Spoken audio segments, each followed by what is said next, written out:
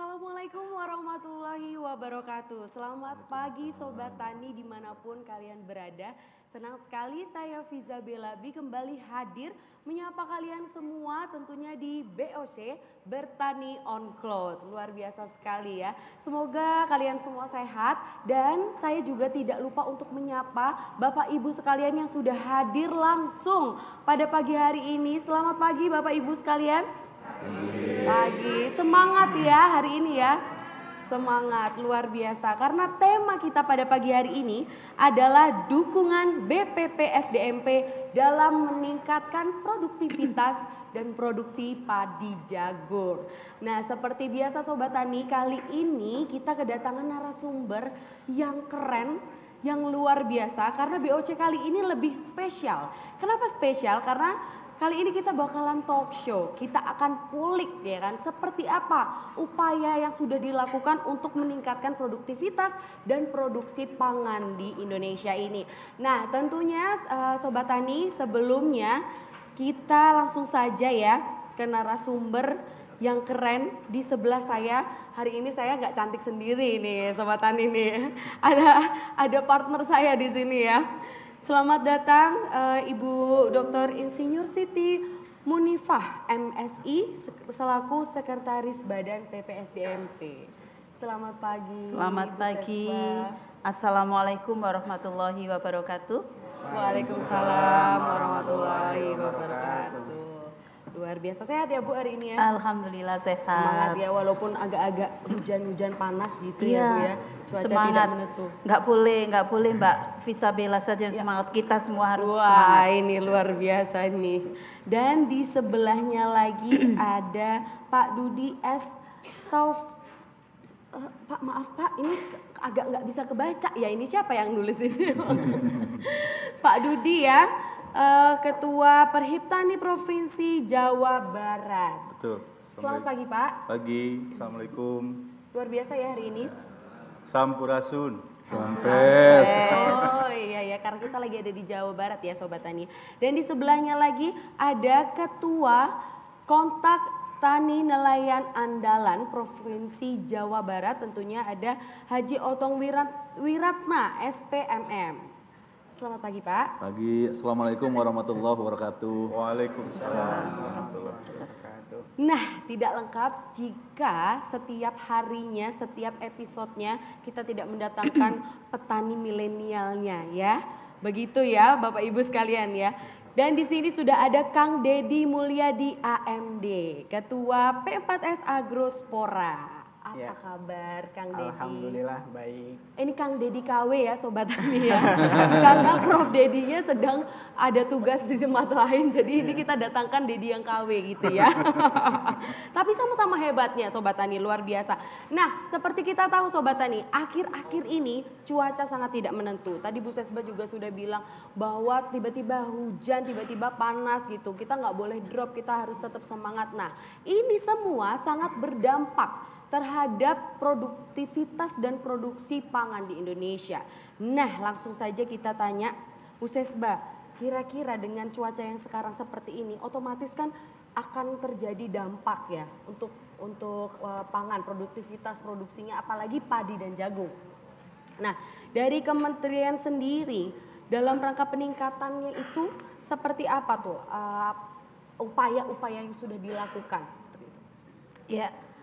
Bapak Ibu sekalian, para Sobat Tani, para narasumber yang lain, Mbak Bella berkali-kali sudah didiskusikan. Bahkan Bapak Kepala Badan juga selalu mengingatkan kepada kita semua dampak dari perubahan iklim, kemudian geopolitik tension antara Ukraina dan Rusia yang sedang perang sampai sekarang tidak segera berakhir. Ini rupanya mengganggu stabilitas ketersediaan pangan di dunia, tidak terkecuali Indonesia.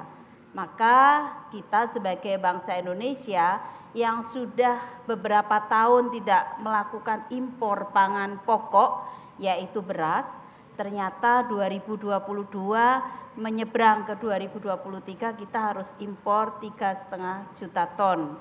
Karena apa? Karena setiap bulan itu konsumsi kita rata-rata 2,5 juta ton untuk penduduk seluruh Indonesia.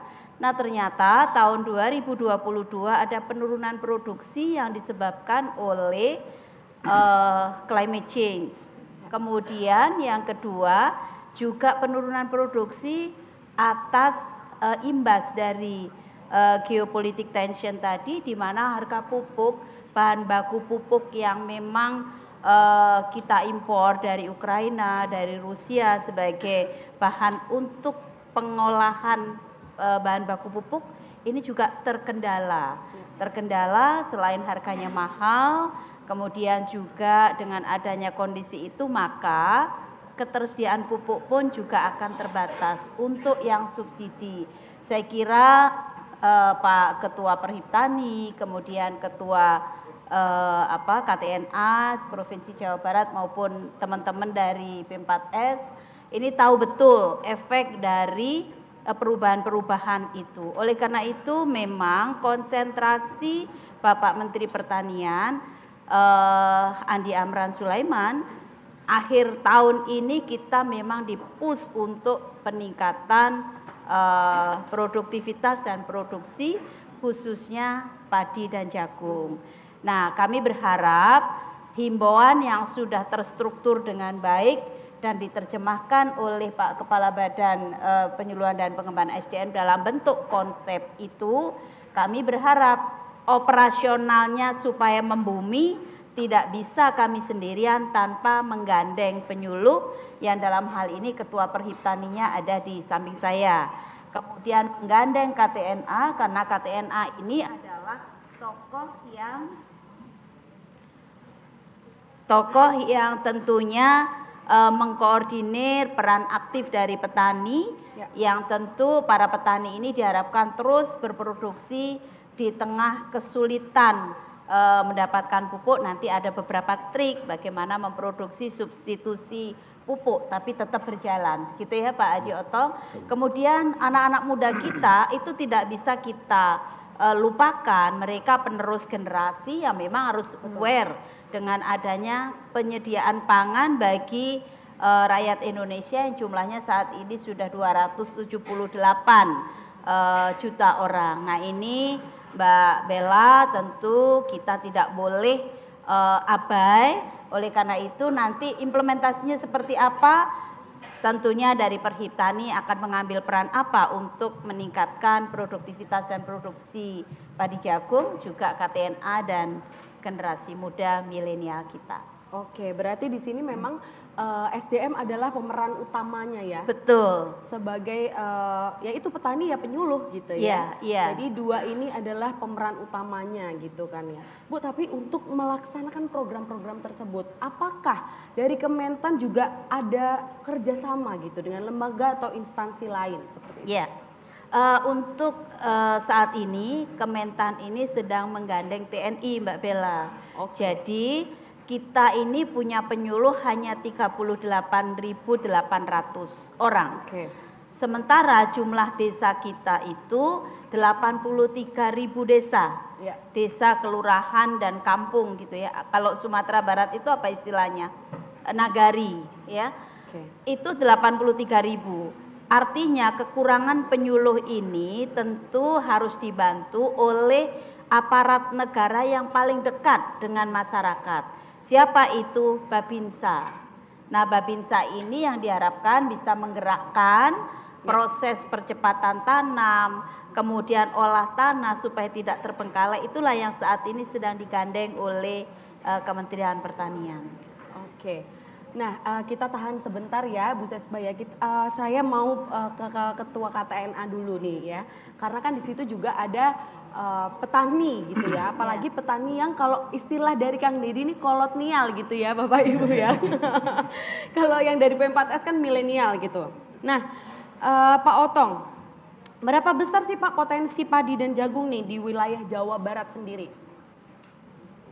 Baik, terima kasih Bu Sesba yang saya hormati serta teman-teman narasumber serta Bapak dan Ibu sekalian. Kita tahu bahwa isu pertanian di tingkat petani itu banyak sekali. Ada El Nino, ada infrastruktur pertanian, ada sumber daya manusia, ada modernisasi pertanian, ada sarana produksi dan lain-lain. Kita coba kupas antara sumber daya manusia pertanian dan modernisasi pertanian, karena itu sangat berhubungan erat. Bagaimana ketertarikan kaum milenial terhadap dunia pertanian, terutama tanaman pangan, karena saat ini kita lagi bahas mengenai padi dan jagung. Ya. Saya kira kita juga berterima kasih sekali terhadap khususnya Badan SDM, Kementerian Pertanian secara umum, sudah banyak sekali program yang dikembangkan bagaimana penumbuhan petani milenial sampai sekarang. Tapi tentu kalau kita lihat hasilnya itu baru menyentuh ke yang tertarik itu di bidang horti, baik buah ataupun sayuran. Ke petani pangan itu sampai saat ini masih berkutat di petani kolonial yang seperti tadi katakan. Nah, tentu ini harus diciptakan bagaimana pertanian tanaman pangan itu bisa menarik para kaum milenial untuk turun di dalamnya. Sehingga nanti tentu dengan modernisasi pertanian itu mudah-mudahan anggapan petani, anggapan para kaum milenial terhadap pertanian tanaman pangan yang kotor, yang dekil itu semakin berkurang gitu. Dan tentu akan tertarik bagaimana petani milenial itu tertarik terhadap dunia pertanian tanaman pangan. Hubungannya dengan produktivitas, tentu kita tahu bahwa dari dulu namanya peningkatan produktivitas itu mulai dari pengairan benih, pupuk, sarana produksi, terus pemberantasan hama penyakit dan pasca panen. Nah, tentu ini perlu kolaborasi dari seluruh pihak. Sumber daya manusia pertanian tidak hanya petani, tapi juga tadi Bu Sesba sudah menyebutkan bahwa penyuluh, jumlah penyuluh kita juga ya sebagai sambung informasi dari pemerintah ke petani itu sangat kurang. Sehingga tentu tadi selain TNI juga saya usulkan bagaimana penyuluh-penyuluh swadaya di tingkat daerah itu juga bisa diaktifkan, bisa diraih untuk supaya bagaimana informasi yang dari Kementerian Pertanian itu bisa sampai ke tingkat petani.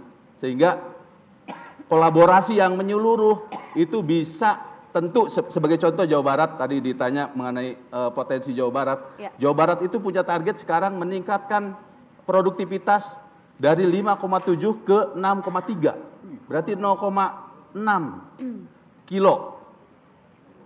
0,6 ton per hektar. Bayangkan kalau misalkan jumlah rata-rata tanam di Jawa Barat itu 1,6 juta. Itu sudah 800 ton kita dapatkan gitu. Tentu tidak mudah, tapi saya mengajak seluruhnya termasuk para petani yang hadir dalam kesempatan ini, ayo kita lakukan satu step saja di masing-masing kegiatan. Misalkan di pengolahan tanah. Pengolahan tanah silakan BPSDMP gebiar dengan genta organiknya, satu step saja. Misalkan jerami jangan dibakar. Itu sebetulnya mudah, tapi kenapa sampai saat ini belum terlaksana dengan menyeluruh gitu. Dalam pengadaan bibit unggul, saya yakin petani juga mengerti tentang bibit unggul, apalagi sekarang misalkan BSIP sudah mensegmenkan. Jadi jangan tuturut munding kata orang Sunda. Orang lain tanam 32, ikutan tanam 32. Karena ternyata ada segmentasi juga. Bagaimana dengan padi rawa yang unggulnya sudah ada. Bagaimana dengan padi kering yang unggulnya sudah ada. Bagaimana dengan lahan yang salinitasnya tinggi, paritas unggulnya sudah ada. Terus juga misalkan mekanisasi pertaniannya dengan menggunakan alat-alat panen yang canggih. Tidak usah semuanya pakai komben. Ternyata penggunaan arit saja itu berpengaruh 1-2% terhadap losis. Arit yang biasa dengan arit yang bergerigi.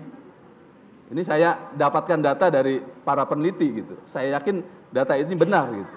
Kalau misalkan semua petani merubah saja satu step saja, jangan semuanya sama gitu. Satu step saja, yang menggunakan arit biasa kepada arit yang bergerigi, itu sudah mengurangi losis 1 sampai 1,5%. Nah, tentu ini harapan saya semua berkolaborasi untuk supaya target pencapaian yang tadi sudah dikatakan oleh Bu Sesba kurang karena adanya El Nino itu bisa dicapai dalam kesempatan ini. Pupuk, saya kira semua sependapat bahwa kondisi tanah kita terutama daerah-daerah yang yang produktivitasnya sudah tinggi itu sekarang sudah penyerapan pupuk itu tidak maksimal. Karena apa? Karena kandungan bahan organiknya yang sudah di bawah rata-rata keinginan tanaman sebagai media tanah sebagai media tanam. Sehingga tentu pengembalian bahan organik ke tanah itu sangat diperlukan sekali. Oke, Pak Otong, tapi kemarin ini kan kita mengalami musim yang namanya kemarau tak berkesudahan, gitu kan, kemarau tak berujung gitu.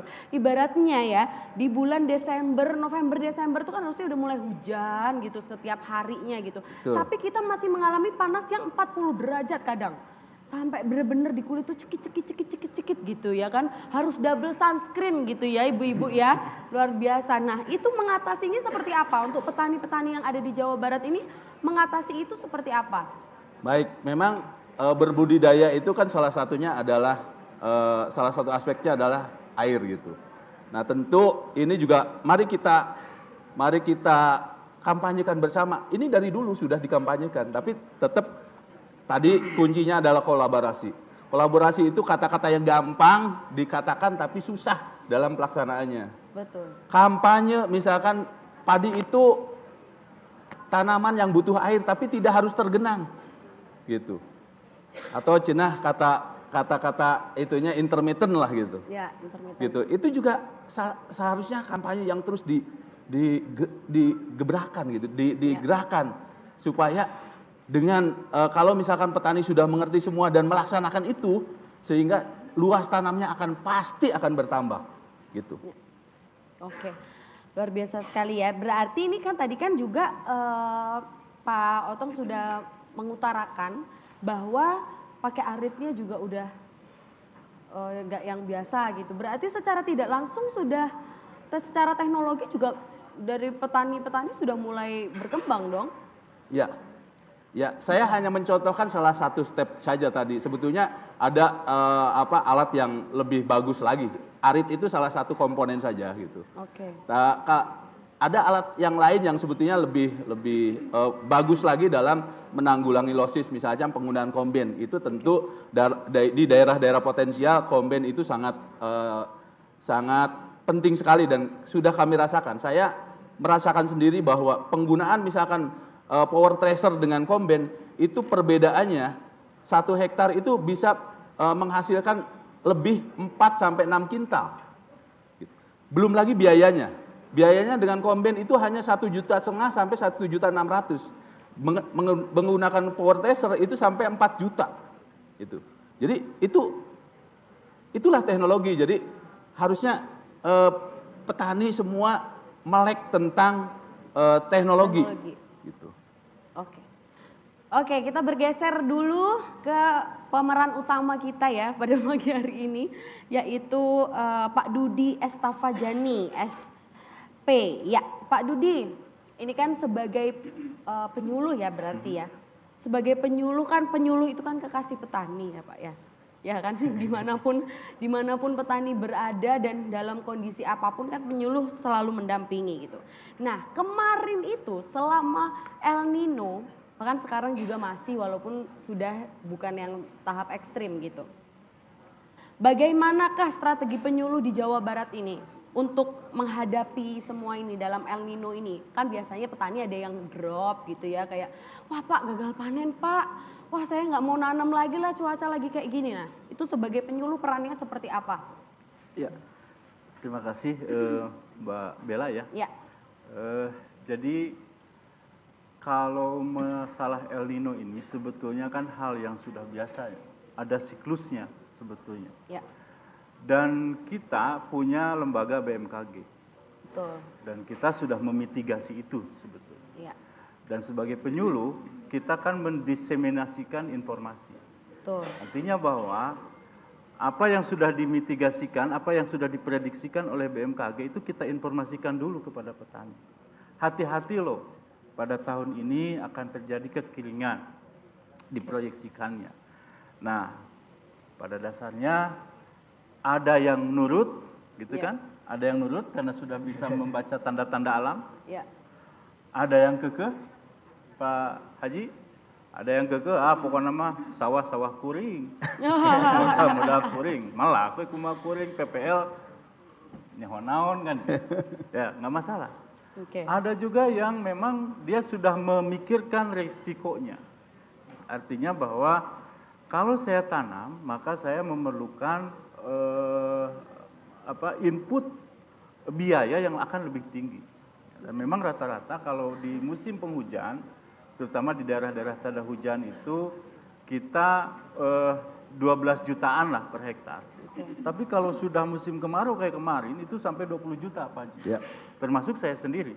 Saya melakukan develop dengan teman-teman PPL di wilayah Bale Endah yang biasanya 12 juta, kemarin 20 juta Bu Sesba. Kita mengeluarkan biaya. Nah, jadi prinsipnya kalau PPL itu menyampaikan saja, mendiseminasikan saja informasi yang kita terima kepada petani. Oke. Nah, setelah terjadi apa yang petani yang tadi ngeyel gitu ya, Ya. yang kita tadi ngeyel, way out-nya seperti apa kan itu yang kemudian kita pikirkan bersama. Betul. Akhirnya apa yang terjadi kemarin memang produksinya relatif turun, tapi harga alhamdulillah naik. Terkompensasi Mbak Bella kemarin itu sebetulnya. Oke. Jadi walaupun Produksinya turun, Value-nya volumenya, naik. tapi value-nya naik. Pak Haji Otong kesulitan pasti kemarin kan, pasokan gabahnya akan sangat berkurang. Kemarin saya jual sampai 8.000 gabah kering Ya. giling, Pak. Dan kejadian lagi hari ini, 8.000 gabah kering giling gitu. Oke. Kita bantu petani untuk cari tengkulak-tengkulak yang memang berani bayar mahal. Kan gitu. Mungkin itu Mbak Bella yang Oke. kita lakukan. Tapi kalau di Jawa Barat ini sendiri itu ada total berapa penyuluh? Apalagi ada ya penyuluh yang tidak hanya satu kecamatan gitu. Kita 3.600-an ya, terdiri dari penyuluh ASN, yaitu ASN itu PNS dan P3K, termasuk saya ini penyuluh P3K. Oke. Kemudian ada THL TBPP yang direkrut oleh Kementan sekitar 44 orang, kemudian sisanya Bu Sesba ya. Kemudian TBPPD yang direkrut oleh Pemprov Jawa Barat itu sekitar 700 orangan. Ditambah tadi pasukan Pak Haji Otong, penyuluh swadaya. Nah ini yang sangat membantu juga kami di lapangan Pak Haji, terus terang dengan keberadaan teman-teman petani yang bersedia mewakafkan waktu, tenaga dan pikirannya untuk kemajuan pertanian, itu sangat membantu kami di lapangan. Karena terus terang kalau PPL saat ini memang lebih fokus untuk pendampingan terhadap program. Ya. Dari mulai penyusunan CPCL, proposal, pelaporan dan lain sebagainya. Nah, untuk yang ke petani kita diseminasinya melalui media tadi penyuluh swadaya. Oke. Gitu. Oke. Oke, tadi sudah ke penyuluhnya ya, tahan dulu ya Pak, nanti kita akan ngobrol lagi, kita ke petani milenialnya nih sekarang Kang Dedi. Iya. Kang Dedi, kita kan sebelumnya udah pernah ketemu ya Kang Dedi ya. Iya. Kita waktu itu di acara Ngobras ya, di Ngobras on the spot itu di daerah Subang. Iya. Iya, kita bahas soal padi dan jagung juga ya, waktu itu beras ya Kang ya? Waktu itu beras. Beras, iya luar biasa. Nah, sejak kapan sih Kang mulai tertarik dalam budidaya pangan lokal? Apalagi secara organik gitu. Ya, kalau ketertarikan sih sejak lulus kuliah ya. Dulu Oke. pada saat saya kuliah di IPB, jadi balik ke kampung itu, ke desa, kita melihat potensi kan. Kita melihat potensi di salah satu desa, di desa tempat lahir saya di Pringkasap, itu ada sekitar 627 hektar sawah. Ya. Dan itu sebenarnya jadi potensi. Karena bagi petani itu kan pilihannya ada dua. Kalau untuk meningkatkan pendapatan ya, Ya. meningkatkan produksi atau menurunkan biaya produksi. Oke. Jadi kalau misalkan tonasenya bisa ditingkatin ya alhamdulillah. Tapi kalau misalkan itu mentok tidak bisa, berarti kita ada upaya untuk menurunkan biaya produksinya. Oke. Nah, penurunan biaya produksinya itu sebenarnya kalau misalkan kita gali lebih lanjut, di lapangan itu banyak sekali potensi. Misalkan kita membuat pupuk organik bisa, membuat pestisida nabati bisa, Oke. membuat pupuk hayati, mol dan sebagainya itu bisa. Dan itu tentu dibimbing oleh para penyuluh kan, rekan-rekan penyuluh. Jadi kalau misalkan kita ingin meningkatkan keuntungan, ya pilihannya ada dua tadi. Oke. Makanya sejak di 2012 ketika saya terjun langsung ke pertanian ya, karena keluarga saya ya semuanya petani gitu. Oke. Jadi ya udah mau gimana caranya supaya kita bisa survive, karena nenek moyang kita juga leluhur saya juga sama petani kayak gitu. Iya. Jadi itu yang membuat ketertarikan kepada dunia pertanian. Jadi udah melekat ya, mendarah Iya. daging gitu ya Bapak Ibu ya, untuk menjadi petani itu. Tapi memang petani itu kan entrepreneur kan, Iya. pebisnis juga gitu, cuannya Pengusaha juga juga ya. banyak, pengusaha juga, iya. Tapi seperti apa Mas kondisi budidaya pangan lokal secara organik nih saat ini? Nah, seperti apa untuk mengembangkannya?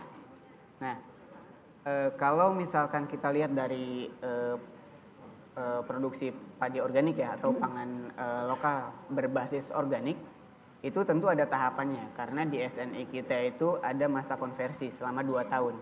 Oke. Nah, selama masa 2 tahun itu sebenarnya itu adalah masa peralihan Ya. dari teknik-teknik konvensional menuju teknik-teknik untuk pengembangan ke pertanian organik. Ya. Nah, selama 2 tahun itu kita berprinsip bahwa kita harus memasukkan sebanyak mungkin bahan organik ke area pertanaman kita, Ya. baik itu kebun maupun sawah.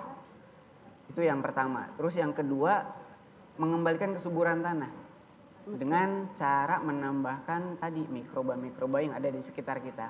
Bisa dari sekitaran daun bambu, rumpun bambu itu bisa. Terus kemudian kita juga diajarkan oleh penyuluh itu untuk membuat mikroorganisme lokal, itu juga bisa dialokasikan seperti itu. Dan itu menjadi nilai penting untuk pertanian organik. Baru tahap selanjutnya adalah ke pertanian organik. Oke. Nah, baru ketika kita bicara ke pertanian organik ya tadi nilai jual, terus kemudian biaya produksi itu baru bisa dihitung, dikalkulasikan. Dan itu yang membuat ketertarikan kepada dunia pertanian. Jadi kalau misalkan kita bisa berinovasi, ya udah lakukan inovasinya gitu, selama itu menguntungkan bagi para petani. Dan Oke. itu jadi daya tarik tersendiri bagi para petani muda. Oke. Gitu. Pak Dudi, tadi kan Kang Deddy udah cerita ya bahwa maksudnya sudah banyak yang berinovasi gitu petani. Tapi kan ini dari versi petani milenial. Sedangkan kan kalau dari penyuluh juga pasti membina yang kolonial juga gitu kan. Nah, kalau dari segi yang kolonial seperti apa? Tuh, Pak Dudi. Ya, memang kalau tadi kita ini kan fungsinya mendiseminasikan informasi ya. Ya. Mendiseminasikan. Kemudian pendekatan kita adalah pendekatan POD ya, Ya. pendidikan orang dewasa. Jadi kalau pengalaman empirik saya, memang kalau dengan kawan-kawan seperti petani-petani muda seperti Kang Deddy ini, itu relatif lebih cepat kita mengajak untuk berinovasinya. Oke. Tapi kalau dengan petani kolonial, Ya. itu akan sedikit sulit. Nah, karena kan ada petani inovatif, Pasti, ada ya. petani lagat di situ Ya. ya. Jadi seolah-olah dia mendukung padahal enggak kan gitu. Ada juga karena konflik di sosial di daerah tersebut. Ya.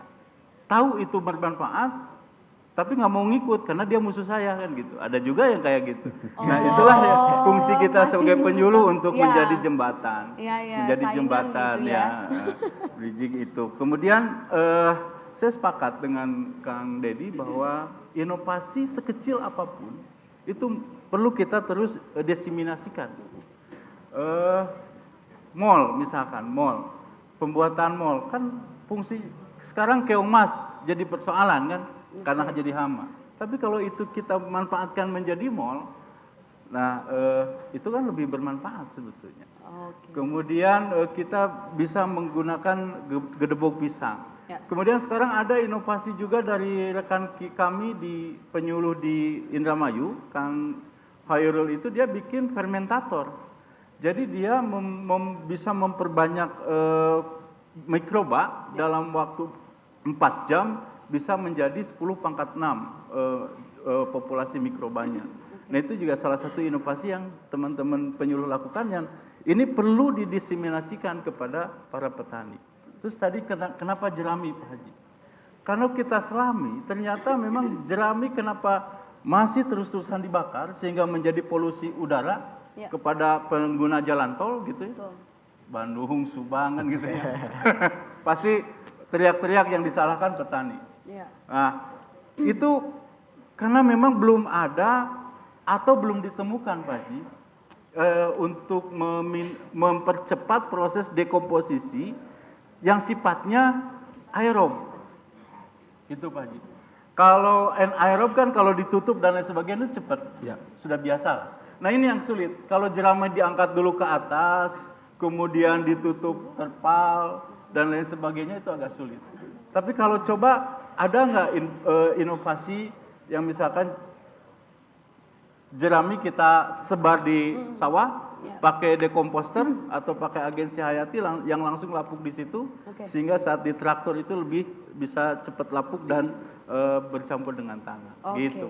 Oke, tahan sebentar ya Pak Dudi. Nah ini kebetulan Bu Sisbab, aduh masih banyak sekali ini pertanyaannya yang tertahan ini tadi ya, karena memang Bella tahan-tahan dulu gitu ya kan, supaya gongnya nanti gitu. Tapi ternyata harus berpamitan lebih duluan karena tugas ya Bu. Iya. Oke, terima kasih banyak untuk waktunya ya Bu Sisbab ya. Bapak Ibu sekalian, para sobat tani, rupanya apa yang kita bahas ini related dengan apa yang akan dibicarakan Pak Menteri pagi ini. Oleh karena itu, melalui forum ini tolong Bapak Ibu sekalian dukungan kepada program Kementerian Pertanian terkait peningkatan produktivitas dan produksi jagung dan padi itu betul-betul di tahun 2024 sudah diimplementasikan secara membumi di masing-masing kegiatan. Misalnya Polbangtan Yoma ada prodi benih.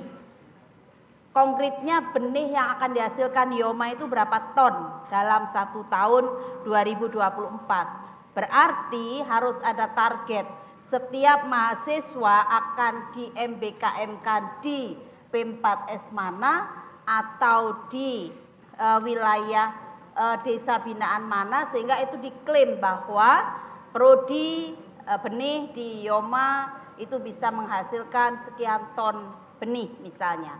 Begitupun yang lain, tidak menutup kemungkinan juga untuk Polbangtan yang lain. Apa yang bisa dilakukan related dengan program Pak Menteri harus dilakukan.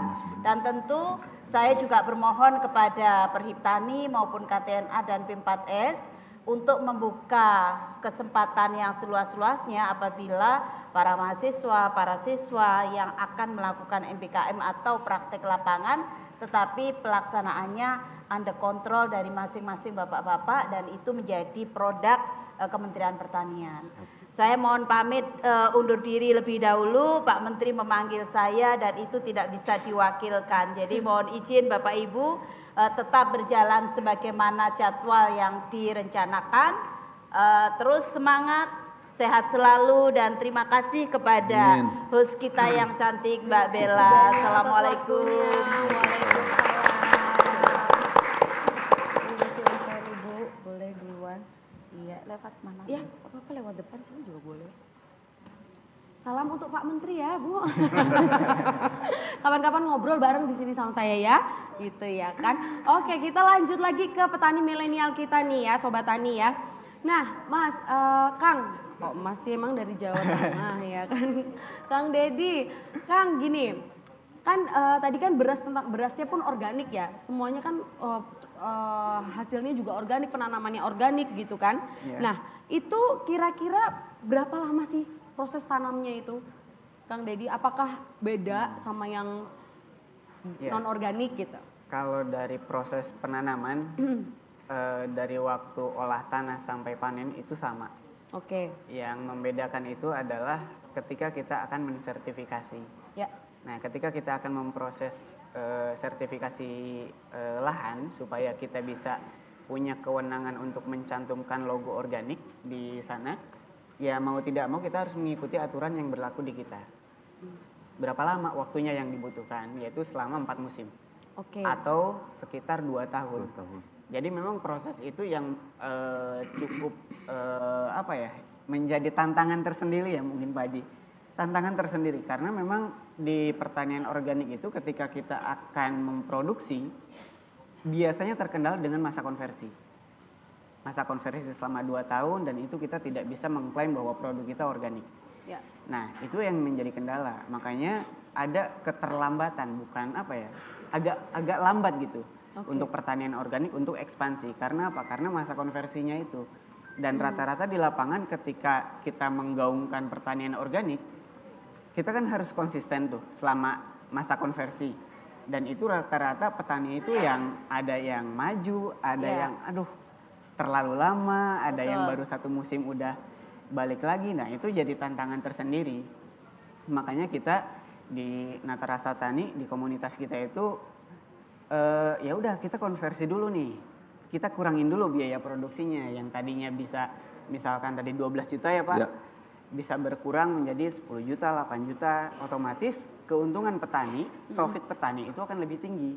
Oke. Nah, itu target pertama dulu karena memang ada aturan di masa konversi itu yang harus kita jalani untuk konversi dari pertanian konvensional ke pertanian organik. Oke. Nah, tapi untuk pasar sendiri, untuk pasarnya sendiri secara market organik sendiri seperti apa, Kang Dedi? Kalau market sejak COVID kemarin ya, animo masyarakat terkait pentingnya yang namanya kesehatan. Kesehatan ya. Itu penting. Udah jadi lifestyle ya buat mereka ya. Sudah jadi kebiasaan bahwa kita hidup ini buat apa sih kalau nggak sehat? Betul. Uang banyak juga percuma kalau misalkan kita nggak sehat. Betul. Nah, salah satu kesehatan itu dari apa yang kita konsumsi. Yes. Nah, makanya sekarang itu banyak konsumen-konsumen kita itu ya beralih dari yang tadinya makan beras yang biasa, yang konvensional, yang perawatannya dengan pupuk dan pestisida kimia, itu beralih ke pertanian organik dan itu grafiknya terus meningkat. Oke. Kita ke Pak Otong dulu. Pak Otong, ini kan tadi kan El Nino ya, yang sering kemarau berkepanjangan ini yang kita sebut El Nino gitu kan. Nah, kemarin gimana itu produksinya? Mempengaruhi jumlah produksi kah dengan kemarau kemarin? Ya tentu tadi sudah dikatakan oleh Bu Sesba bahwa dengan adanya El Nino produksi tidak sesuai dengan harapan. Tapi drastis nggak Pak Otong? Kalau di Jawa Barat secara umum sebetulnya tidak terlalu drastis, terutama untuk daerah-daerah sentra tetap masih bisa mempertahankan produksi.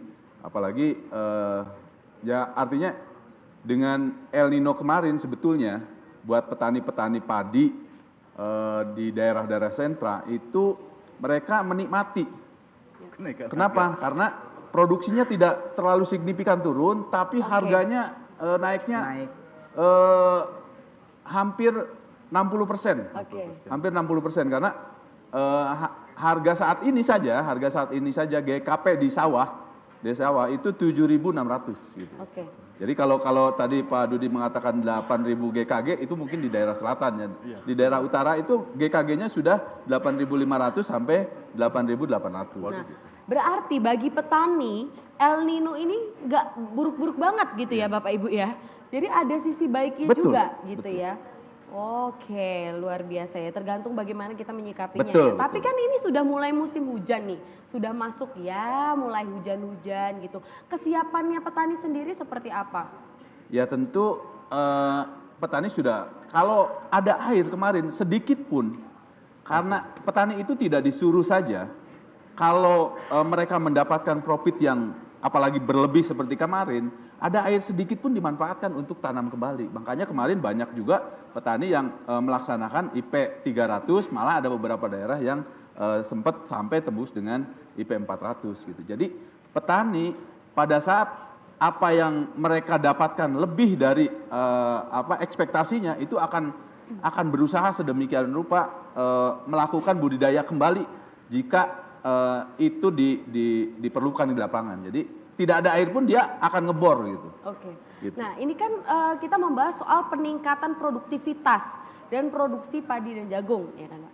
Nah, seperti apa tuh buktinya? Maksudnya sudah upaya apa yang sudah dilakukan untuk peningkatan itu padi dan jagung tersebut gitu? Baik, kita coba berkolaborasi KTNA dalam hal ini membantu juga para penyuluh untuk menyampaikan informasi. Kita koordinasi dengan dinas provinsi, dinas kabupaten terkait untuk kira-kira apa yang bisa kita kerjakan bersama. Tadi diantaranya adalah target pencapaian produktivitas dari 5,7 menjadi 6,3 itu langkah-langkahnya seperti apa gitu. Oke. Langkah-langkahnya tentu dari masing-masing step budidaya itu kita coba apa kira-kira yang bisa diterapkan sehingga kenaikan 0,6 ton per hektar itu bisa dicapai sehingga target produksi Jawa Barat itu bisa sesuai dengan harapan bersama. Oke, bismillah ya, semoga ya semuanya naik gitu produktivitas dan produksinya padi dan jagung, apalagi untuk 2045 nanti ya Indonesia sebagai lumbung pangan ya, yakin ya Pak ya, optimis ya? Optimis. Optimis luar biasa. Nah ini Kang Dedi, ini kan tadi El Nino ini ya, berkaitan dengan El Nino. Kalau dari segi penanaman secara organik sendiri hasil produksinya signifikan turun nggak? Kalau pengalaman kemarin ya, ketika kita menghadapi El Nino, karena kan di daerah saya itu IP 200 ya. Oke. IP 200, jadi IP 200 itu penanaman padi 2 kali dalam 1 tahun. Ya. Nah, untuk El Nino kemarin memang ada penurunan produksi. Cuman memang seperti yang tadi dijelaskan oleh Pak Haji Otong itu penurunan produksi di daerah sentra-sentra itu tidak terlalu signifikan. Ya. Jadi memang tidak terlalu berpengaruh. Yang berpengaruh nyata itu adalah terhadap biaya operasional, biaya produksi. Karena yang tadinya kita tidak menggunakan pompa air, Ya. kita harus menggunakan pompa air. Ekstra cost ya jadinya Extra ya. cost. Jadi masuknya ke extra cost. Tapi alhamdulillah untungnya itu ditolong oleh harga yang relatif sangat tinggi ya Pak Ji. Sangat tinggi. Jadi keuntungan petani ya bisa menutup biaya extra cost tadi. Gitu. Oke. Nah ini kan untuk meningkatkan padi dan jagung ya, produktivitas dan produksi padi dan jagung. Dan memang jagung ini kan di beberapa kota, maksudnya kayak di Kalimantan, di Sulawesi masih ada yang mengkonsumsi beras jagung seperti itu ya kan. Ini kan berarti harus ditingkatkan lagi. Nah upayanya sudah jalan seperti apa nih Kang Dedi? Iya. Kalau dari petani milenial? Kalau dari kita ya, kita menyadari ya bahwa petani kita itu banyak yang senior dari kita. Iya, Jadi ya senior istilah ya. sekarang itu ya petani kolonial. Iya. Nah sekarang itu permasalahan ada di tanaman pangan itu adalah generasi muda. Iya. Itu cenderung enggan terjun di dunia pertanian khususnya di tanaman pangan. Iya. Nah Betul. salah satu permasalahannya adalah ketika kita mau mengusahakan budidaya padi atau jagung misalkan. Ya. Itu orientasinya harus punya skala luasan. Jadi kalau misalkan kita punya lahan 2.000, 3.000 atau 5.000 meter, itu kalau misalkan kita tanami padi atau jagung, profitnya tidak nendang seperti hortikultura.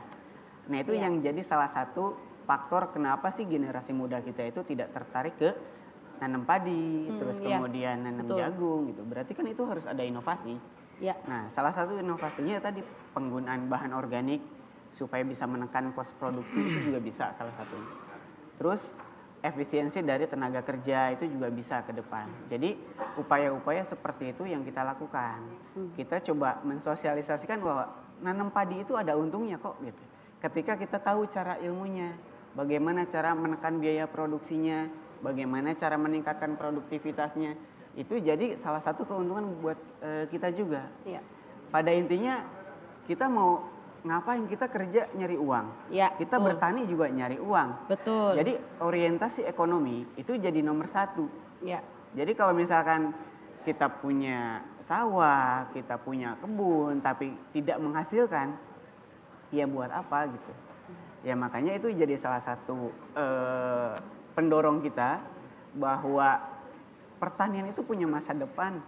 Ya. Marketnya terbuka luas, Betul. saingan kita cuma sedikit. Ya. Karena yang lainnya itu orientasinya kerja di mana segala macam, nggak mau berprofesi sebagai petani. Tapi sedangkan kita, ayo kita jadi petani gitu. Iya. Ketika kita tahu ilmunya, tahu marketnya, tahu sumber pembiayaan dan lain-lain, jaringannya kita tahu, itu jadi salah satu lumbung penghasilan kita sebenarnya. Oke. Nah itu, jadi mengkoordinasi, mengakomodasi rekan-rekan petani muda di lapangan itu yang kita lakukan. Tapi sebagai P4S nih, ada nggak pelatihan khusus gitu ketika kemarin El Nino? Ya, kalau pelatihan secara khusus di P4S, P4S itu kan Pusat Pelatihan Pertanian Pedesaan Swadaya ya. Ya. Jadi yang mayoritas yang kita lakukan itu swadaya. Ya. Nah, di lapangan sebenarnya penyuluhan itu kalau misalkan yang kita lakukan di lapangan itu tidak harus di dalam ruangan, tidak harus di dalam aula. Jadi bisa di saung ngobrol dengan para petani itu juga sama. Ya. Kayak gitu. Lebih heart to heart ya. Iya. Kalau sambil santai gitu kan kita ngobrolnya jadi kayak lebih bisa mencurahkan apa lebih nih, masuk bagaimana, gitu. Jadi lebih masuk ya, lebih santai. Kayak apa ya? Mungkin jadi petani itu curhat ya, Pak. Iya, betul. Nah, itu Pak Dudi lah yang lebih paham itu. Nah, tapi Pak Otong, targetnya dari Jawa Barat sendiri seperti apa nih untuk padi dan jagung? Ya, sebetulnya langkah-langkahnya untuk mencapai yang ditargetkan tadi diantaranya produktivitas itu sudah dilakukan, terutama dari dinas terkait. Saya melihat misalkan benih Jawa Barat saja programnya itu sampai dengan 210.000 hektar kalau nggak salah. 210.000 hektar dan itu sudah disiapkan dan sampai dengan Juni itu mudah-mudahan bisa semuanya tersedia benihnya dan bisa diserap oleh petani sehingga produksi sesuai dengan yang diharapkan. Terus juga dari komponen-komponen yang lain. Jadi tentu semuanya bersinergi sehingga target yang produksi yang cukup besar di Jawa Barat itu bisa dicapai. Oke, luar biasa. Semoga ya Pak ya. Pokoknya ini doa yang terbaik deh untuk peningkatan produktivitas dan produksi padi jagung nih. Apalagi itu kan pangan ya, benar-benar sumber pangan gitu loh untuk masyarakat. Nah tentunya Sobat Tani sebelumnya kita akan melanjutkan ngobrol-ngobrol lagi. Tapi saya mau menyapa-nyapa dulu ini di sini. Tadi kan saya baru menyapa para penyuluh juga. Tapi di sini ada petani milenial yang lain ya selain Kang Dedi. Di mana? Halo, hai. Hai. Oke, di sebelah sana. Ini dari mana aja sih? Dari Kasel, dari Jakarta. Kalau ini mah tahu. Pantun ada nggak hari ini? Nggak ada? Nggak ada ya? Nggak ada ya Mas Rizal ya? Oke, luar biasa sekali. Nah, ini kita lanjut lagi ke Pak Dudi. Pak, sebagai penyuluh ya yang selalu di ibaratnya kan termasuk punya beban yang berat ya Pak Dudi ya. Karena kan ibaratnya harus mendampingi bagaimanapun kondisi petani gitu kan. Nah, kesiapannya sejauh apa untuk menghadapi peningkatan produktivitas dan produksi padi jagung ini? Ya kalau dari sebagai penyuluh ya, tentu kita sangat siap dan tentunya ini perlu kita dukung ya gerakan Kementerian Pertanian ini atau secara luas gerakan program pemerintah ini. Karena mau tidak mau kalau kita lihat tren produksi kita karena alih fungsi lahan dan lain sebagainya. Luas baku sawah kita kan tinggal 7 juta hektaran. Oke. Produksi kita, beras kita 30 di 2023 ini sekitar 30,90 jutaan. Ya. Sementara konsumsi kita kalau kita hitung dengan 114 kg per kapita per tahun, itu mencapai 30,80 juta ton. Wow. Berarti semakin sempit nih stokis kita ya. Stok ya. Nah kalau kita tidak bergerak, tidak berupaya, tidak berkolaborasi, maka dengan laju pertumbuhan penduduk yang eksponensial ini, maka kita ya akan menjadi net importer beras. Kan? Itu yang kita tidak inginkan. Kan? Ya. Karena mau tidak mau ketahanan negara itu ditentukan dengan ketahanan pangannya. Betul, betul. Makanya betul. Pak Haji Otong, Pak Kang Dedi ini adalah pahlawan pangan kita sebetulnya. Iya, ya. betul, betul, Kalau betul, guru setuju. pahlawan tanpa tanda jasa, kalau Pak Haji pahlawan pangan gitu. Setuju. Nah, disinilah kemudian para penyuluh itu melakukan hal-hal, kalau dari sisi organisasi ya, Ya. kalau dari sisi organisasi Perhiptani di Jawa Barat itu kita kemarin sudah melakukan Rakerwil, itu kita mencoba semua DPD di Jawa Barat ini membuat instalasi organik untuk mendukung Genta Organik. Karena mau tidak mau, suka tidak suka, salah satu penurunan produksi yang kita punya dengan lahan segitu-gitunya, Ya. kalau kualitas lahan kita rusak, Ya. dan ini sudah terjadi, maka mau diinputkan teknologi apapun, itu akan tetap segitu-gitu aja, karena sudah mengalami leveling off. Ya. Akhirnya satu-satunya cara adalah kita sehatkan dulu tanahnya, maka sehat tanamannya, maka produksinya akan meningkat. Kan gitu gitu. prinsipnya ya. Ya. Itu yang pertama.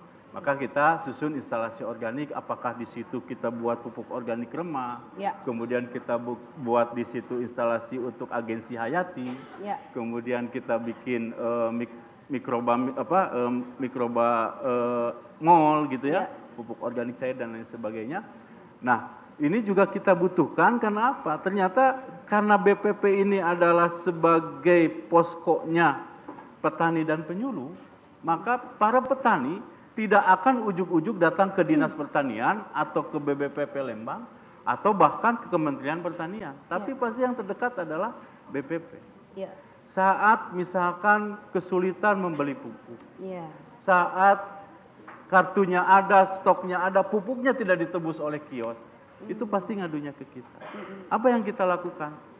Kita ambillah dari tong cadangan kita, MKP misalkan mikrobial kalium fosfat, atau kita buat mol yang ada di situ, kita kasihkan ke petani, bawa pulang, cobakan ini dulu gitu kan.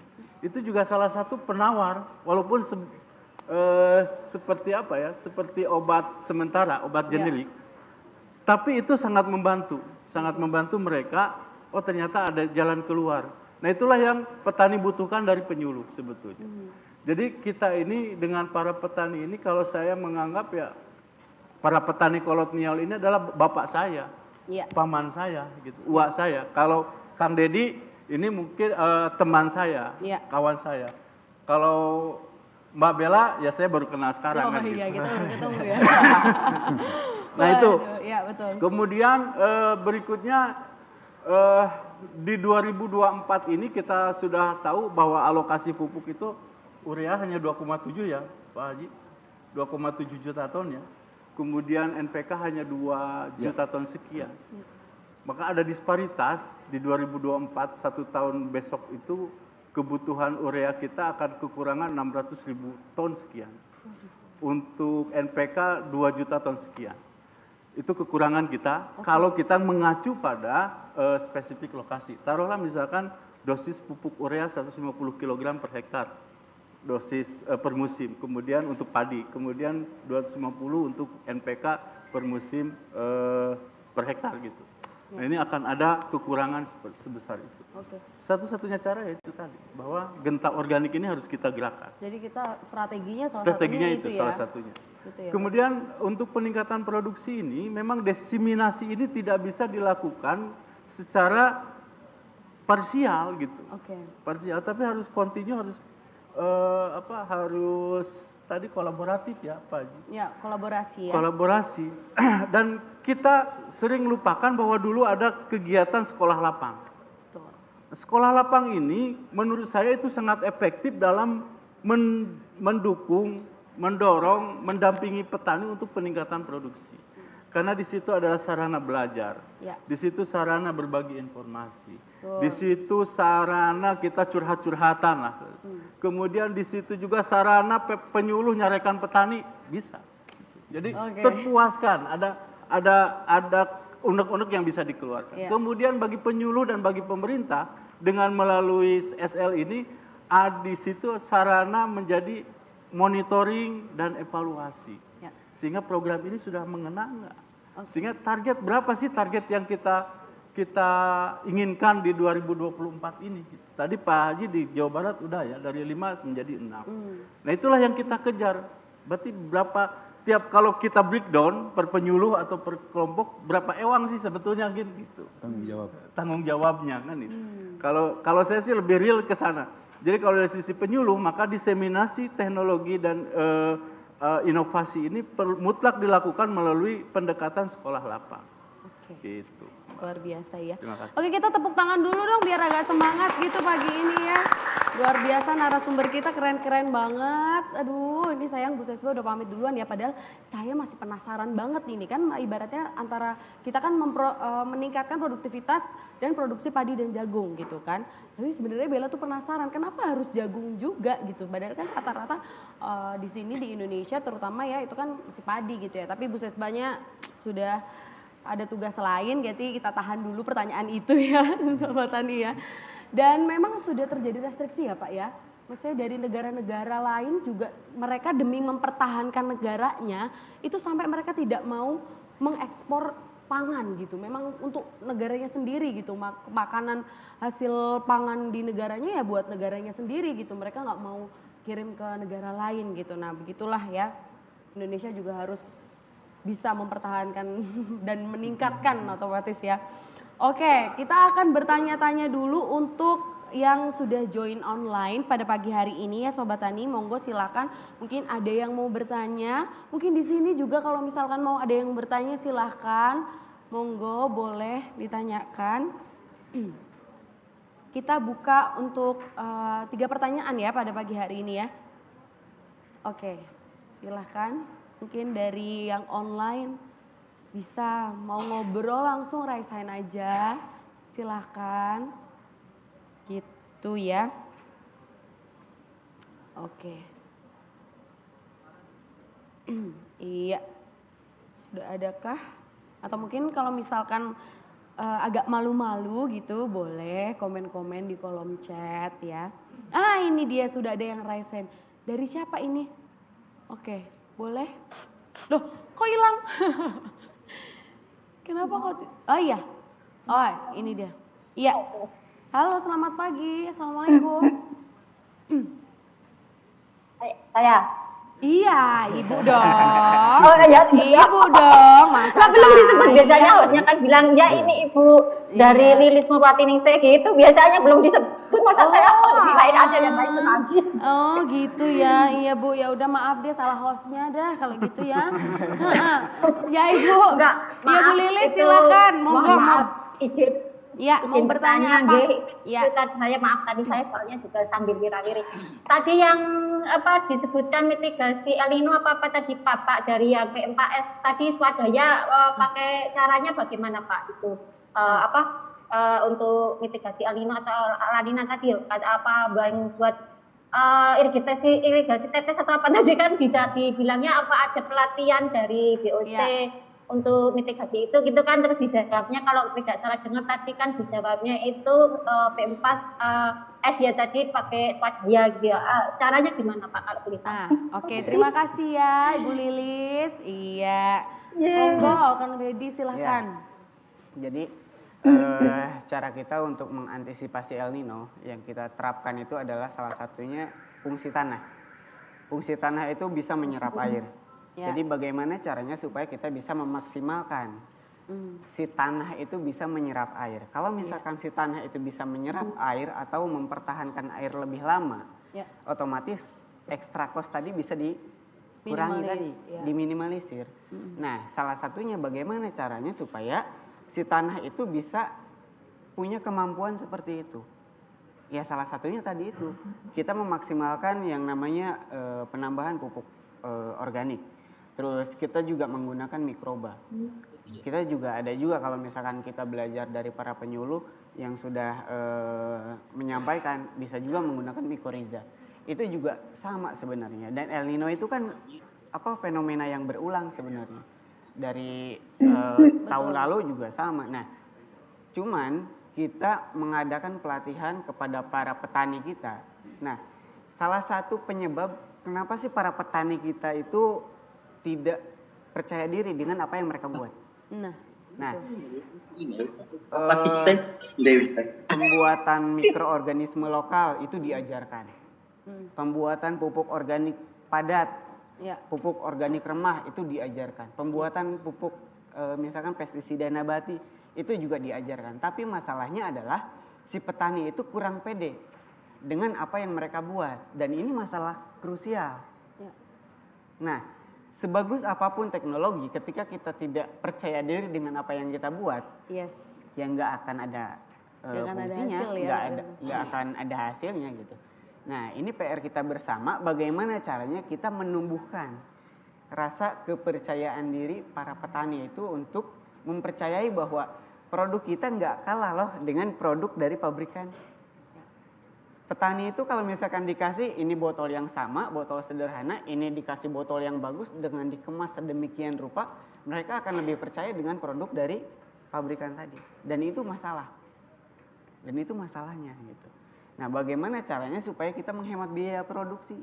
Nah, berarti otomatis rasa kepercayaan diri para petani itu harus kita support juga.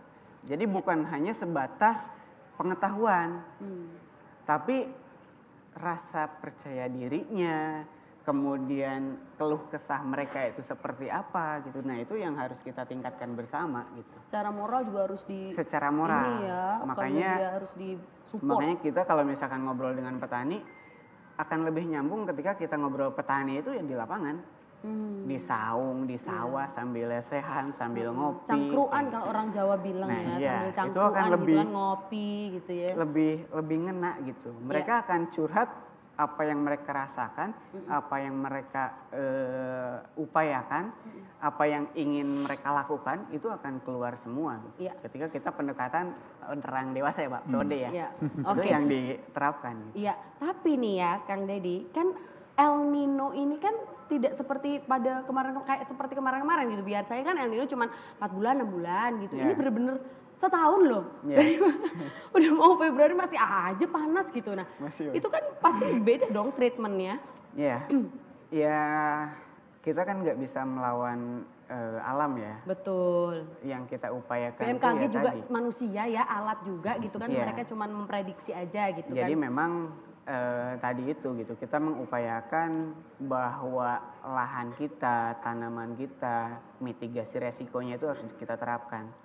Cuman memang kendala di lapangan itu ketika kita menyampaikan dari penyuluh, dari P4S, ketika kita menyampaikan inovasi, ketika kita menyampaikan ide, kita menyampaikan solusi, itu ada yang diterima dan ada yang tidak. Ya. Nah, mayoritas petani kita itu adalah kolonial. Jadi nggak diterima. Gitu. Kadang-kadang cek bahasa Sunda Kadang- mah sahamane gitu. Oh, Anda oke. itu siapa? Kadang kan Baru kalau yang bertanya. udah senior gitu ya, Bapak Ibu ya, ya kan. itu juga yang Aku udah jadi lebih kendala. duluan tahu gitu ya kan. Ya. Oke. Nah, itu seperti apa tuh cara ininya mengantisipasinya? Ya, kita mengakomodasi karena kan kita percepatan ya. Ya. Ya, kita mengakomodasinya itu orang-orang yang cepat menerima inovasi. Ya, salah satunya generasi muda tadi. Kayak gitu. Kalau misalkan dibilang potong kompas, itu harus dilakukan ya kita lakukan. Kayak gitu. Karena apa? Karena ketika kita mensosialisasikan kepada para petani yang levelnya di atas kita, lebih senior, kolonial, itu akan lebih susah, effortnya itu akan lebih susah.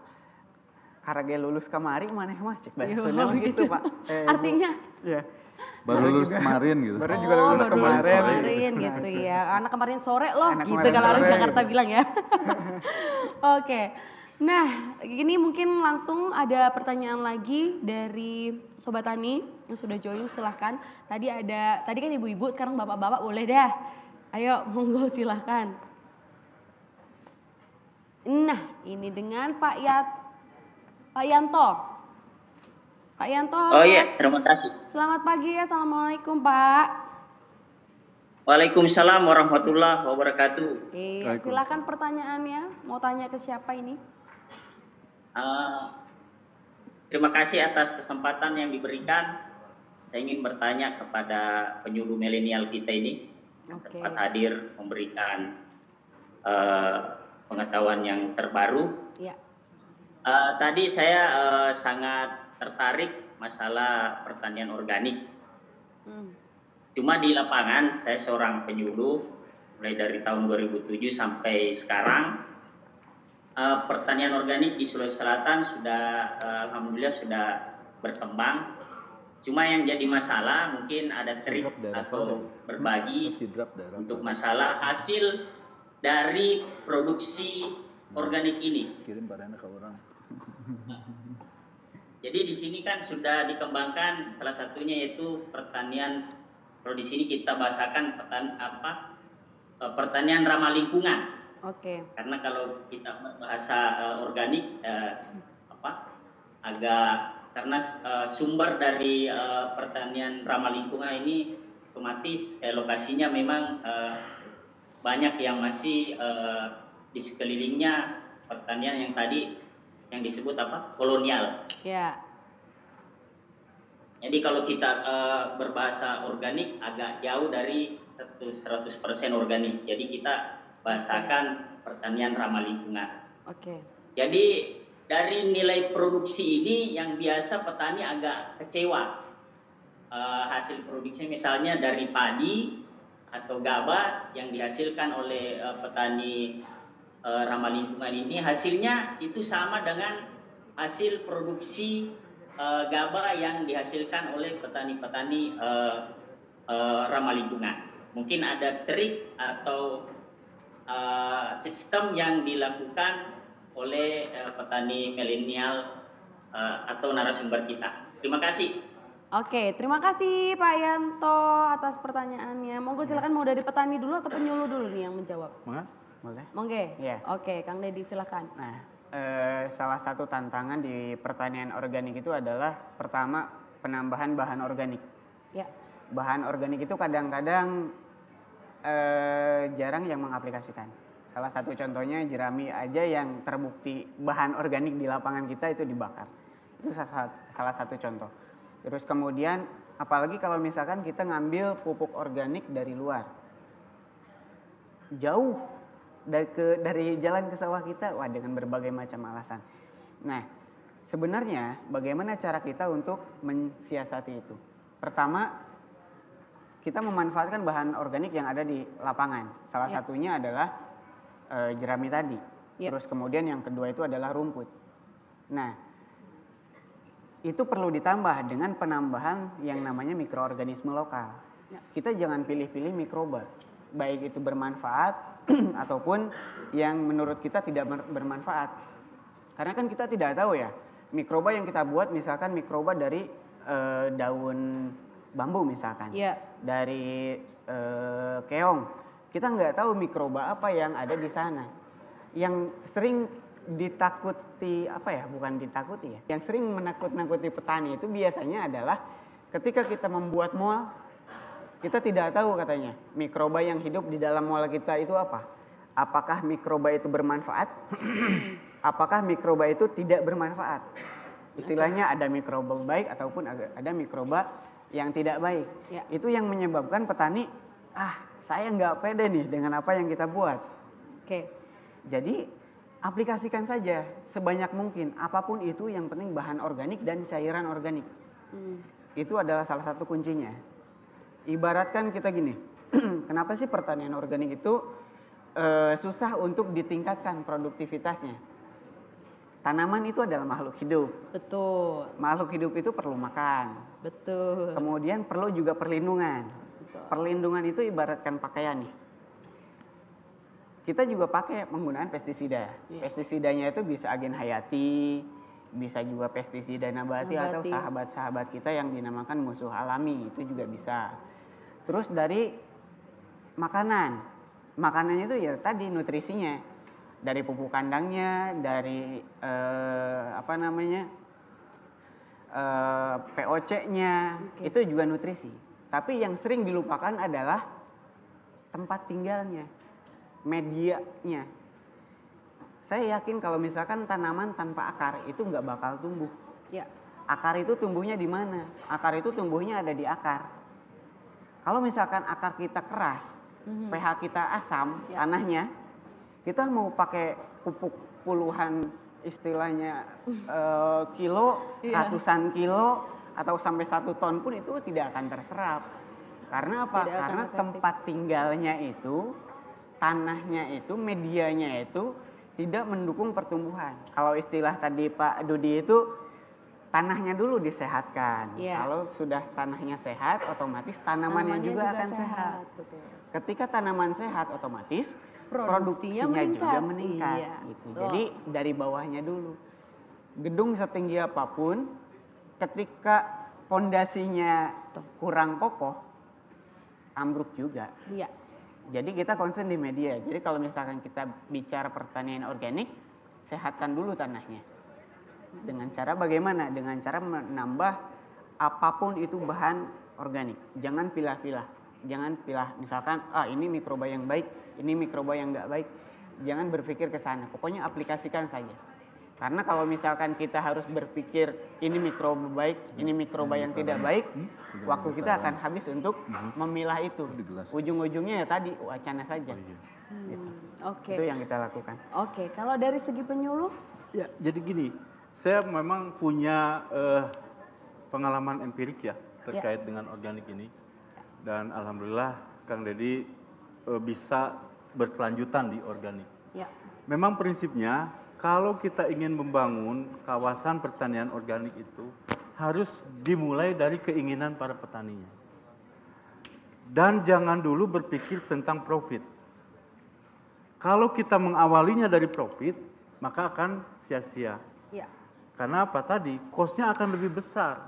Karena dalam satu areal tanam misal 1 hektar itu kan dibutuhkan minimal untuk tahap awal itu 20 ton. Pupuk organik saja 20 ton. Belum nanti kita harus bikin bak filter. ya, Kemudian nanti harus kita bikin sertifikasi organiknya, surveillance dan lain sebagainya, itu biayanya mahal. Tapi saat kita jual, harganya itu hanya dihargakan misalkan kalau di Bandung itu geseh 500 gitu Pak Haji. 500 perak lebihnya. Nah ini kan tidak benefit. Benefitnya kurang lah. Keuntungannya kurang bagi petani. Tapi kalau kita berpikir tadi bahwa sebagai muslim gitu ya, kita sebagai khalifah itu harus memelihara alam, tidak boleh dolim terhadap alam. betul. Karena kita tahu bahwa dalam 1 meter persegi tanah itu kan pada tanah yang subur, topsoil itu jutaan mikroba di situ, jutaan protozoa di situ, jutaan cacing di situ ya, ribuan cacing di situ yang hidup dalam 1 meter tanah. Ya. Nah, kenapa tidak tanah ini kita jadikan bioreaktor mini, Oke. pabrik pupuk mini, gitu. Yang memanfaatkan makhluk-makhluk Allah yang ada di situ. Kan bikin urea juga sama dari alam, gas, air, padu-padankan jadi urea. Apakah kemudian ureanya yang diserap oleh tanaman? Kan bukan. Yang diserap dalam bentuk amonium, dalam bentuk nitrat. Begitupun udara yang ada di dalam tanah ditambat oleh bakteri penambat N, dirubah menjadi nitrat. Kan itu yang diserap oleh tanaman, kan gitu. Ya. Kemudian bakteri pelarut fosfat. Fosfat, tanah-tanah Indonesia ini kan merupakan tanah aluvial. Sebetulnya dia adalah cadangan fosfat yang sangat besar, tapi tidak tersedia, total. Kalau kita inputkan di situ bakteri pelarut fosfat, maka fosfatnya akan terurai. Ini cocok untuk bermanfaat bagi tanaman. Makanya saya sangat sepakat dengan Kang Deddy tadi bahwa inovasi sekecil apapun itu harus terus kita diseminasikan gitu. Gitu.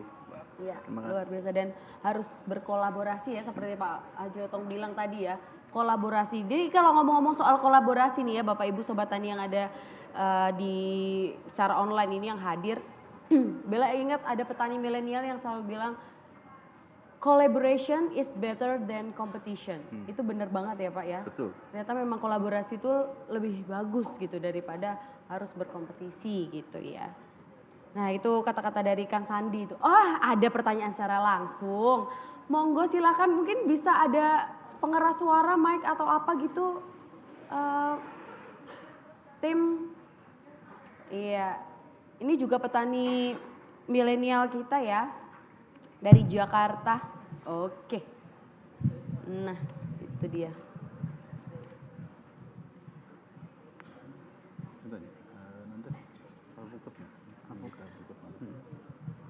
Pernah ketemu saya sekali di Cianjur. Oke. Terima kasih Mbak Bella. Assalamualaikum warahmatullahi wabarakatuh. Waalaikumsalam warahmatullahi wabarakatuh. Sebentar. Pantun dulu nggak nih? Boleh pantun? Oh boleh, harus pantun Baik. dulu. Saya suka pantun kenapa Pak? Karena tidak pakai operasi plastik saya sudah dibilang cakep dengan Oh pantun. iya betul. Baik, boleh dibilang Betul. cakep Pak ya? Ya boleh. Ya. Baik, beli pisau dalam terminal. Cakep.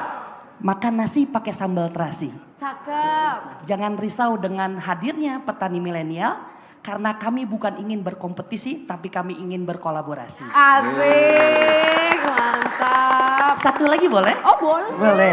Boleh. Ini Baik. ada, ini bentar-bentar. Ini ada yang mau balas gak nih? Biar ada yang lama di palang pintu ya kita ya. Ayo, monggo silakan. Beli sendal dalam terminal. Cakep. Pilih-pilih di dalam kaca. Cakep. Perkenalkan saya Rijal, petani milenial. Salah satu petani dari DKI Jakarta. Weh.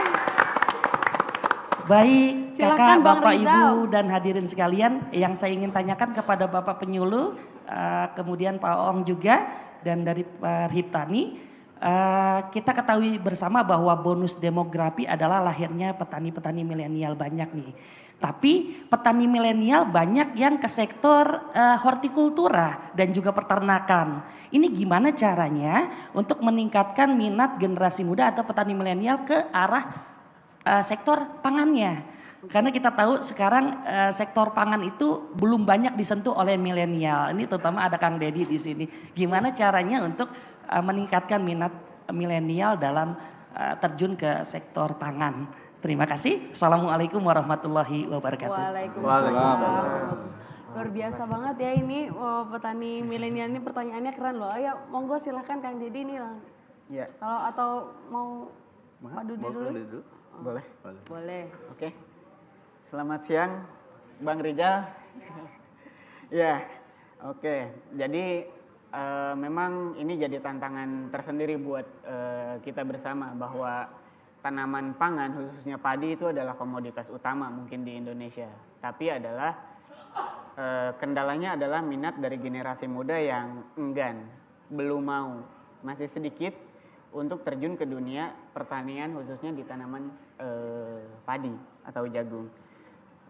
Itu jadi tantangan buat kita juga di Kabupaten Subang bahwa bagaimana cara kita untuk meningkatkan itu semua.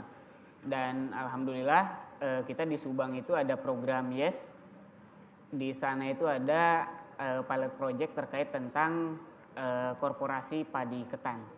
Nah itu diisi oleh para milenial dan itu mungkin ke depan bisa diduplikasi di daerah lain. Dan itu yang diupayakan dari kementerian juga sama, terus kemudian dari kita juga DPM DPA juga mendorong ke arah sana supaya memang komoditas strategis ini, komoditas tanaman pangan khususnya padi ini bisa diminati oleh generasi muda gitu. Nah permasalahan kedua adalah tadi kepemilikan lahan. Kepemilikan lahan di daerah itu rata-rata di bawah 1 hektar. Dan itu yang menyebabkan bahwa kalau misalkan saya punya lahan cuma 3.000 meter, 4.000 meter, ya kalau ditanami pertanian pangan, ya hasilnya nggak bakal banyak gitu. Ya. Makanya itu yang jadi faktor penghambat juga gitu. Nah, salah satu upayanya yang mungkin ke depan itu tadi meningkatkan nilai jual di pertanian tanaman pangan khususnya dengan menggunakan teknik pertanian organik. Oke. Gitu. Oke. Oke, mungkin ada yang mau ditambahkan dari Pak Boleh. Otong atau Pak Dudi? Ya, Oke, Pak Otong, silakan. Om Rijal, ketemu lagi kita ya di sini ya. Ada satu hal yang dari awal sudah saya katakan bahwa memang tadi yang dikatakan Kang Dedi betul, sektor tanaman pangan itu belum menyentuh ke minat milenial gitu. Nah kita tahu bahwa milenial itu orientasinya profit gitu. orientasinya profit. Bagaimana tanaman pangan itu bisa menghasilkan profit yang menurut para milenial itu mumpuni gitu. Ya. Nah, tentu ini satu hal yang mungkin jadi hal yang perlu saya coba terapkan ini gitu kepada para milenial, termasuk ke anak saya sendiri gitu. Jadi bagaimana tanaman pangan itu bisa kita kuasai dari hulu ke hilir, supaya semua untungnya kita dapat gitu. Itu yang penting menurut saya, karena ternyata produk pertanian itu untungnya lebih banyak dinikmati oleh para pelaku tata niaga gitu. Nah, saya kira petani milenial sanggup untuk itu. Kuasai semuanya dari misalkan dari awal, bagaimana misalkan mengolah tanah, pertanian tanaman pangan, misalkan padi itu dikelola dengan teknologi, traktor roda 4 sudah disiapkan, ada program kalau tidak salah ada dari Kementerian Pertanian itu taksi Al-Sintan. Kenapa tidak dikelola oleh petani milenial gitu? Ya. Sarana produksinya kuasai, petani milenial punya kios. Sehingga nanti petani di sekeliling situ itu di suplai kebutuhan sarana produksinya. Ya. Kenapa juga misalkan tidak dimanfaatkan benih secara nasional itu kurang? Kenapa petani milenial tidak turun sebagai penangkar benih gitu? Karena harganya nanti akan jadi mahal. Kalau misalkan tadi saya sebutkan untuk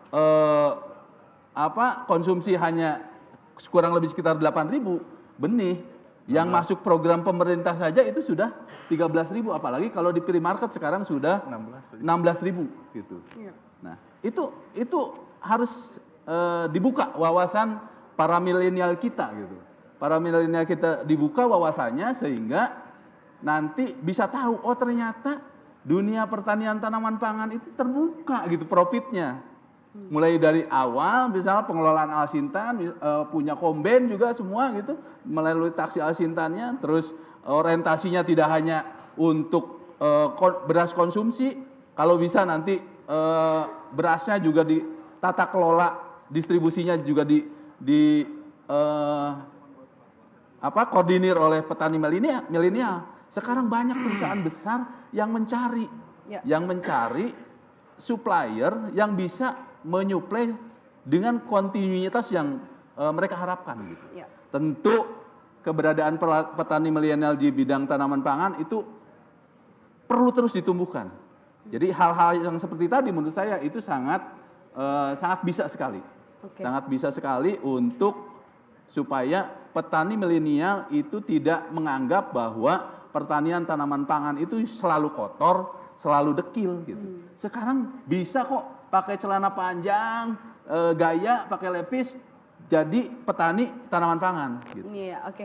Nah, tapi kan juga termasuk smart farming juga ya. Iya, betul. Pak Otong ya. Nah, smart farming ini kan juga termasuk salah satu metode untuk meningkatkan produktivitas dan produksi, ya kan?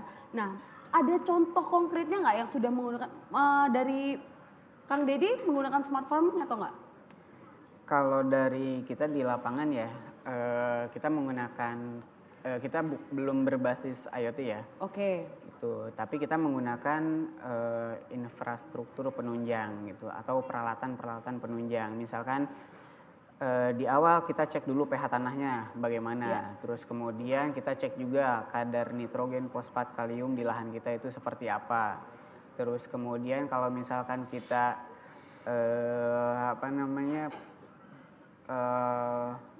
penyemprotan, itu juga sama berdasarkan pengamatan.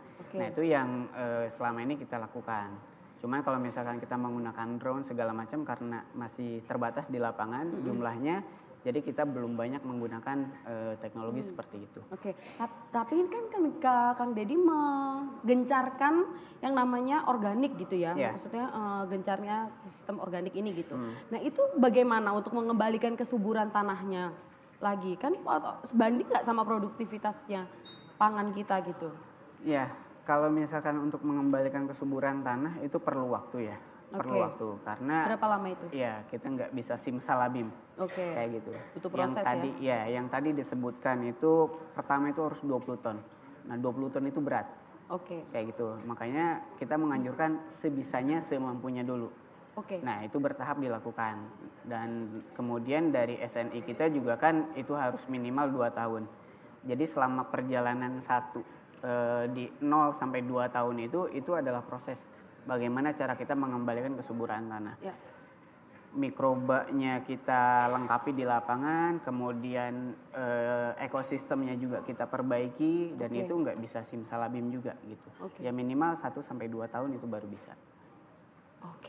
Oke lah kalau begitu ya. Ya, terima kasih banyak atas semua jawaban yang luar biasa pada pagi hari ini. Narasumber kita keren-keren sekali. Sekali lagi kita kasih aplaus. Iya, tidak terasa Sobat Tani ternyata kita sudah ngobrol-ngobrol di sini ya dengan asik di acara Bertani on Cloud ya. Walaupun bukan OTS tapi ngobrol kita asik banget ya hari ini, luar biasa sekali. Sekali lagi terima kasih banyak untuk waktunya para narasumber yang keren. Tapi sebelumnya Bella juga mau berterima kasih untuk semua yang sudah join pada pagi hari ini. Terima kasih banyak Sobat Tani dan untuk para penyuluh dan juga petani milenial yang sudah join ada di online maupun offline sekarang. Terima kasih banyak. Dan juga mungkin ada closing statement mungkin dari Pak Dudi dulu Ya. untuk Sobat Tani. Baik, kami dari penyuluh pertanian tentunya sangat mendukung peningkatan produksi dan produktivitas padi dan jagung ini. Ya.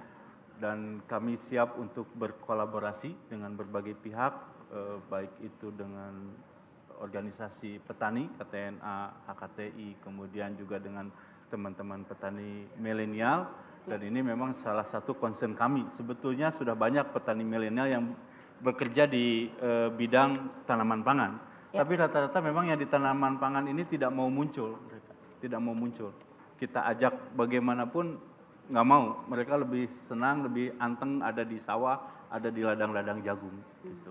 Jadi intinya kalau penyuluhan sekali lagi tugas kita adalah mendesiminasikan semua informasi dan ini yang kami harapkan kepada Kementerian Pertanian adalah penunjang utama dari suksesnya peningkatan produksi dan produktivitas padi dan jagung ini adalah sumber daya manusia. Iya. Sumber daya manusianya itu memegang peranan 50%. Sehingga sekolah lapang ini kami harapkan ini diaktifkan kembali. Terima kasih banyak. Oke, lanjut monggo silakan Pak Otong. Baik. Ada yang mau disampaikan? Saya sih melihat ada 2 yang penting dalam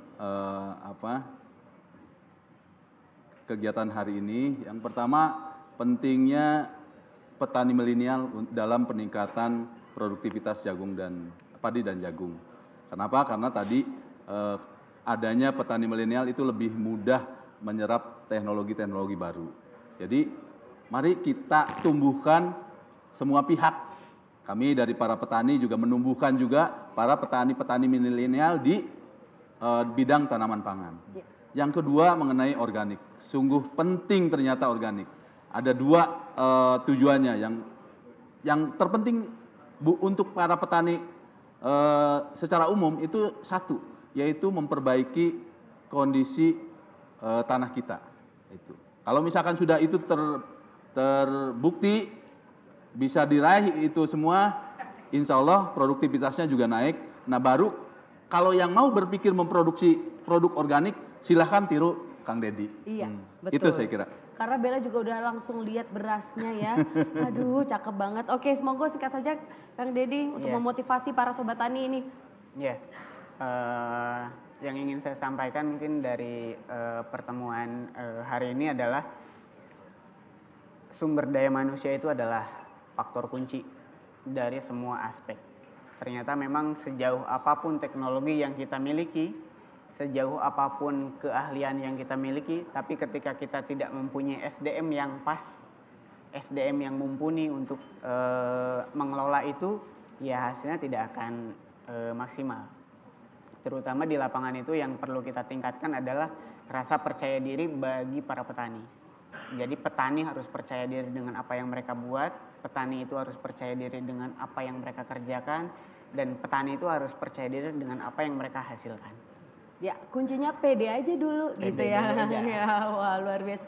Jadi 2024 penyuluh bangkit ya? Bangkit, siap. Bangkit, luar biasa. Iya, baiklah dengan begitu Sobat Tani berakhir sudah acara Bertani on Cloud volume 247 pada pagi hari ini.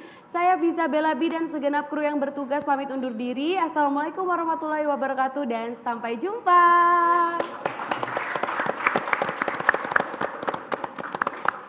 Terima kasih. Ya. Boleh nih Pak, mampir lagi ya. Haji.